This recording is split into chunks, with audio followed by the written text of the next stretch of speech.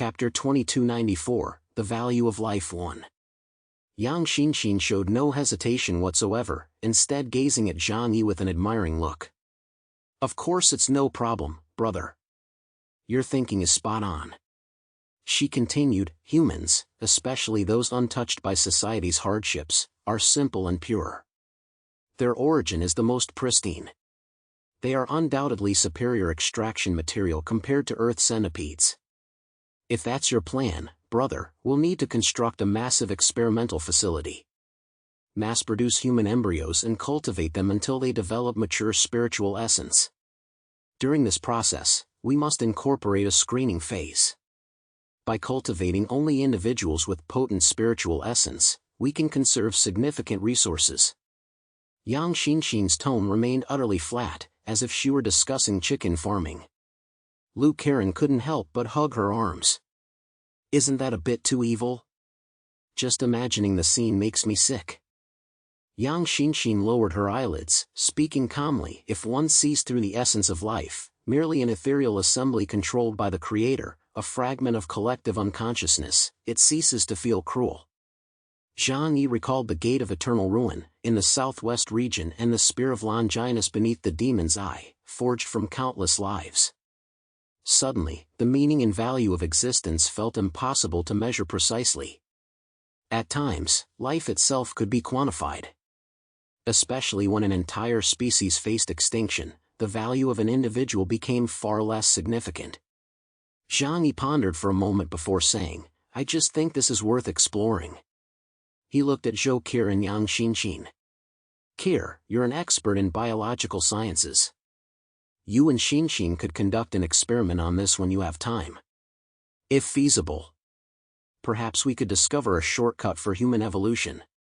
This sounded somewhat exaggerated. After all, the multitude of powerful beings emerging in the world today stemmed from a mass extinction event and the return of a super-ancient, mighty god-level civilization. The release of life energy equivalent to hundreds of billions had brought about the birth of mutated super-individuals among humans and numerous underground civilizations. Zhang Yi even conceived a bold idea. If ether fragments appear after reproductive cell fusion, then we could easily obtain fragments worth billions, hundreds of billions, or perhaps even trillions of ether fragments. Of course, this was merely a joke. But Zhang Yi's words had already made his stance clear. The experiment must be conducted. Lu Karen shrugged her shoulders. If you want to do it, go ahead, big brother. Her eyes suddenly rolled upward. Even if we don't do it, perhaps others already are. This remark instantly made Zhou Qi's brows furrow, while Zhang Yi's gaze grew profound. That very point is precisely what concerns me. After the apocalypse, humanity would stop at nothing to grow stronger, to ensure their survival amid the threat of mass extinction. Given any chance to become more powerful, countless people would willingly do anything, even consume excrement. Zhou Qi took a deep breath. I understand. Leave this matter to me. Zhang Yi descended from the throne, approached Zhou Qi, and drew her into his embrace. This task could only fall to Zhou Qi. As a doctor, she possessed a relatively stronger capacity to endure such cruel, even unethical experiments. Don't push yourself. If you must perform inhumane acts, stop. Zhou Qi nodded. The key point to confirm is whether the embryo developed self-awareness at the moment the ether fragments descended from the higher dimension. If it was still in its initial stages at that time, not yet considered human from a biological standpoint, I don't see why it couldn't be acceptable. Zhang Yi nodded. In any case, let's try it first. We have ample resources at our disposal now. Success would essentially mean converting the physical world resources into ether fragments. Yang Xinxin's eyes flickered with an unusual light, yet she remained silent. Because the definition of life varies from person to person. Perhaps life and consciousness were born the moment the ether fragment entered the embryo? No one knew what the outcome would be. But Yang Xinxin had made up her mind. If this path proved viable, she would pursue it without hesitation. Zhang Yi swiftly delegated the cleanup tasks to his team. All that remained now was waiting. Waiting for the battlefield to be cleared. During this interval, however, he ventured out once more. For the underground realm wasn't entirely populated by allies, outsiders existed too. Of course, he was referring to the pair from Columbia, the Natural Science Association. Lou Caron had now fully mastered the Heavenly Iron Curtain, placing everything within the entire Wulwan Empire under her control. Zhang Yi immediately pinpointed their location. Shortly after concluding their battle, Professor Da Vinci and Brian had arrived at the Imperial Academy of Sciences and the ancient archives.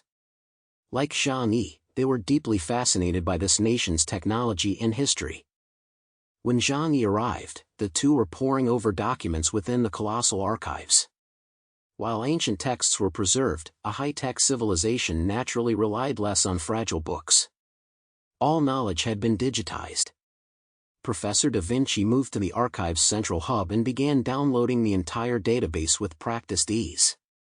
Good heavens! This data is colossal, my storage device won't hold it all. I'm not particularly interested in their modern civilization. Let's start downloading ancient history instead.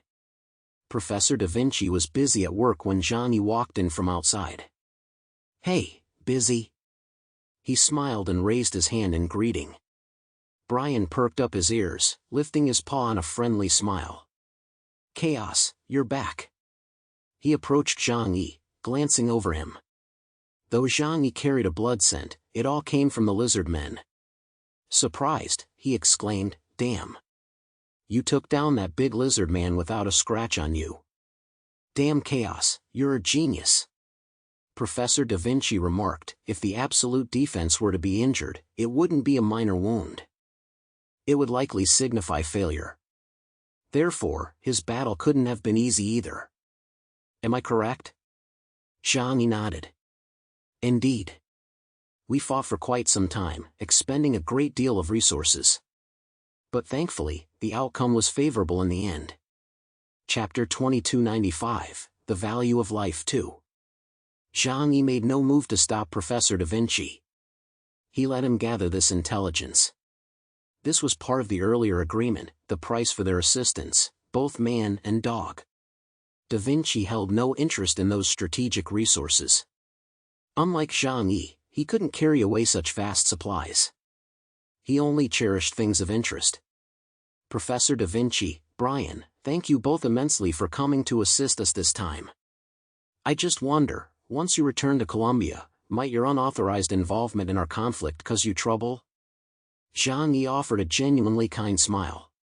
Da Vinci retrieved an ancient manuscript from a nearby glass display case and casually slipped on a single green monocle. He swiftly scanned and collected the information within, though deciphering the text proved troublesome. After all, he wasn't Yang Xinxin, capable of directly controlling lizardmen's minds to extract textual data. Still, with his abilities, translating it back home would be manageable. He spoke with a detached air, nothing of the sort exists. We merely cooperate with the Columbia government. Beyond fulfilling their requirements, we are independent, free agents. As long as it doesn't harm Columbia's interests, anything goes. Zhang Yi crossed his arms, smiling faintly. In that regard, we're quite similar.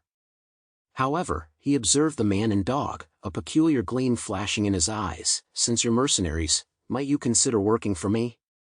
Staying by my side would offer far more opportunities to engage with extraordinary realms, you know? Zhang Yi began to entertain the idea of recruiting them. After all, this was a bishop-tier strange dog and a peculiar scientist with a top-tier intellect. We don't work for anyone. That would be utterly boring. Professor Da Vinci said coldly. But if you discover another interesting place like this next time, you can call us again. Only at this point did an excited smile finally appear on his face. Clearly, this operation had yielded tremendous rewards for him. Zhang Yi raised an eyebrow. Though slightly disappointed, he understood. So your relationship with the pupil organization is also. Of course. We're purely a mutually beneficial arrangement. Beyond fulfilling our agreements, the pupil organization's chairman can request our services when necessary, provided they offer sufficient compensation. Beyond that, no one can force us to do anything. Those guys from the pupil organization?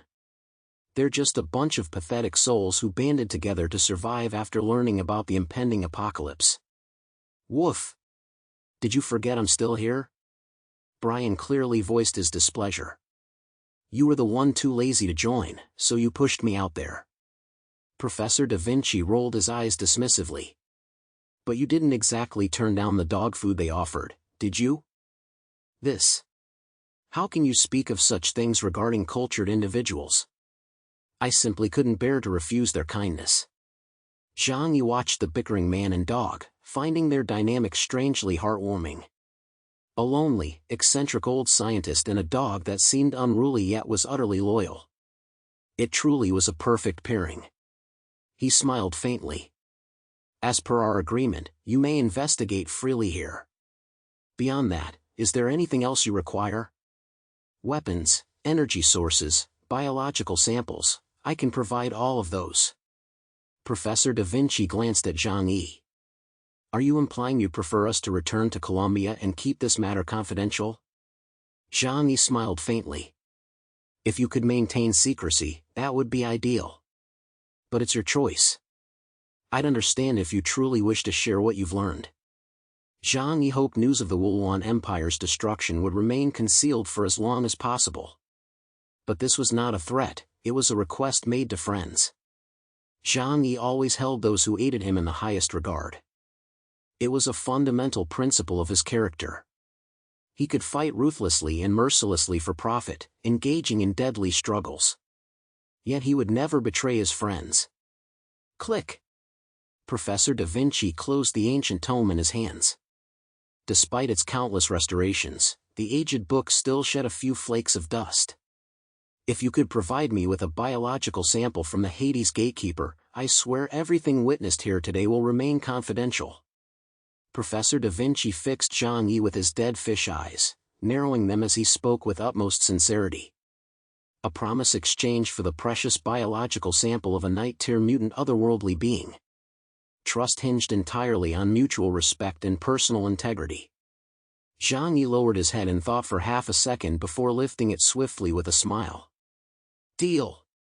Their hands clasped. Within Professor Da Vinci's eternally unchanging dead fish eyes, a hint of warmth unexpectedly flickered. To be trusted, especially by someone of immense power, was indeed a source of pride. Zhang Yi promptly took a fragment of Jinglu's body, placed it in a box, and handed it to Da Vinci. We'll be staying here for about another week. Enjoy your time. After saying this, Zhang Yi waved goodbye and opened the dimensional gate to depart. Da Vinci gazed at the Jinglu biological sample in his hand, unable to hide the delight in his eyes.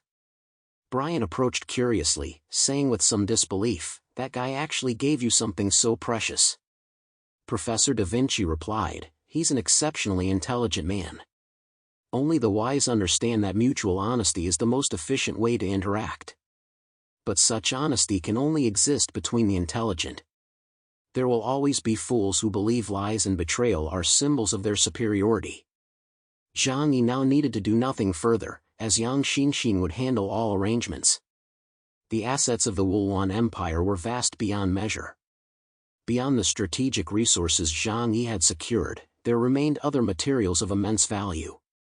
Take the technologies held by the Research and Experimentation Center, for instance. Though the Wulwan Empire's technological prowess fell short of the Zhongyuan tribes, they possessed their own areas of expertise, particularly in biotechnology. The armor of the end captured by Yang Xinxin currently required DNA verification to activate, demanding a wearer of pure imperial bloodline. But in Liu Karen's hands, this obstacle ceased to be an issue. After Liu Karen took control of the Heavenly Iron Curtain, this nation became Zhang Yi's possession.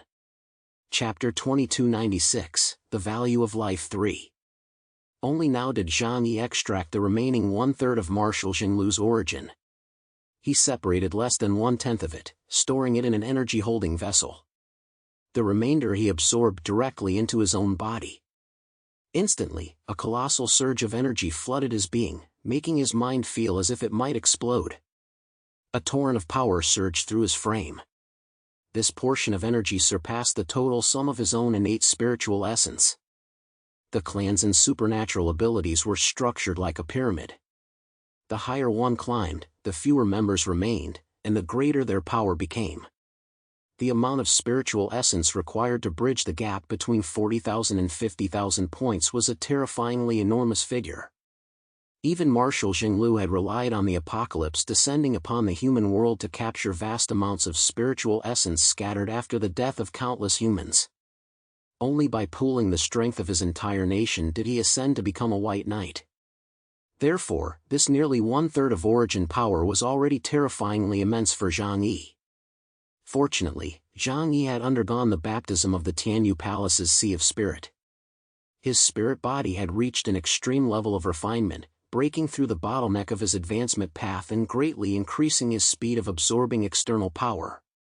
Otherwise, under normal circumstances, it would take years to fully convert this one-third of this power into his own. Even so, he still needed a long time to fuse this power. Yet, the brief surge alone had already boosted his ability index by at least 2,000 points.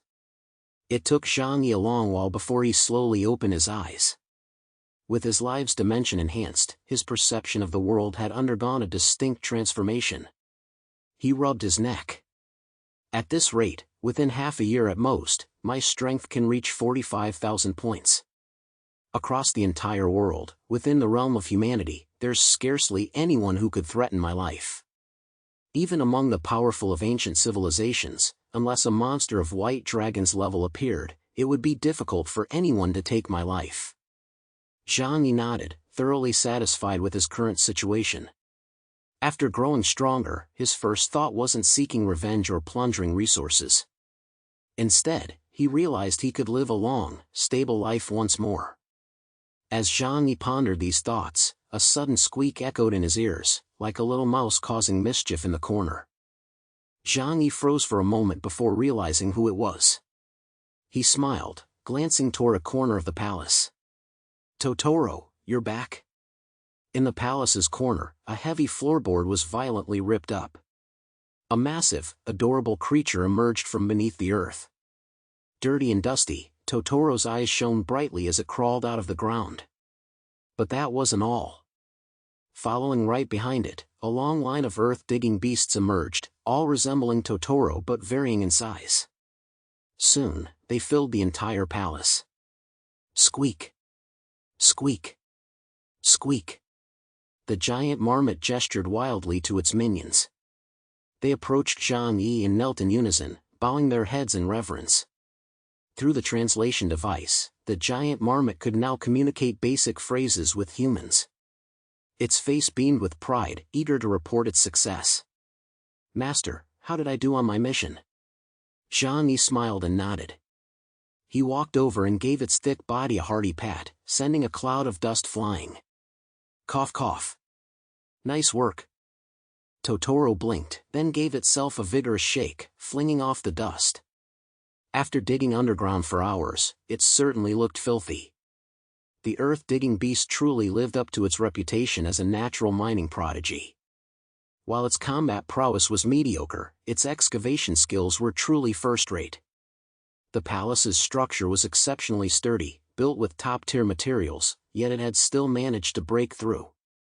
In this war, Totoro's contributions were no small feat. Frankly speaking, they were even greater than those of some Epsilon-class mutants. As a native creature, it and its little buddies knew the terrain of the Wulwan Empire inside out.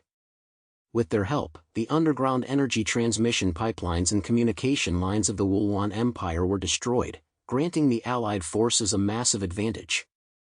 Zhang Yi stroked Totoro's head, pondering how to reward this adorable creature. Totoro's ability index had now reached 9,999 points. After all, it routinely snacked on Earth centipedes like they were spicy snacks. Zhang Yi declared, "Henceforth, I appoint you as commander of the engineering corps. All these burrowing beasts are under your command." With that, Zhang Yi retrieved a golden medal from his dimensional space and placed it firmly in Totoro's paw. Totoro blinked its eyes, feeling the weight and gleam of the solid gold in its grasp. It let out a delighted squeak. The earth-digging beasts gathered around, offering their congratulations. Zhang Yi scratched his nose. It wasn't that he was fooling a simpleton, but he hadn't thought of anything else Totoro might need for now. He had nothing to complain about regarding this adorable giant pet, he'd given it everything he could. Thus, the Wolwan Empire would require a long period of cleanup, with nothing else of note occurring. Zhang Yi planned to gather all useful items before sealing off this place, saving it for future need. It might even serve as a temporary refuge. The sky held useless, dying stars. For Euro, it was time, with a full moon hanging high in the sky, at the very peak of its cycle. The silent, frigid world did not affect the moon's waxing and waning. Yet in a hidden corner of the Atlantic, a space difficult for ordinary people to locate, one that would be missed even if stumbled upon, lay a beautiful small island. No matter how bitterly cold the outside world grew, how the wind howled and snow raged, here it remained in brilliant autumn. October 2054, autumn. Huge French plane trees filled the forest, each trunk requiring 3 people to encircle it. The ground was carpeted with crimson leaves, transforming the place into a fairy tale dreamscape. This was the home of Charlie Louis de Montesquieu, president of the Pupil Organization. Amidst the woods stood an ancient European-style villa. Montesquieu, clad in a flannel coat, stood at the windowsill, gazing skyward through a high-powered telescope. This instrument, crafted 5 years prior by the Iris Corporation, the world's premier telescope manufacturer, carried a price tag of over €500,000 each. Through its lenses, the craters on the lunar surface became strikingly clear. The king's servant, Mildred Brad, stood respectfully behind him. Montesquieu stared at the full moon in the sky, its brilliance like a jade disk, beautiful and intoxicating. Yet no trace of joy graced his face, instead, deep wrinkles creased his brow in profound gloom. The situation is worse than anticipated.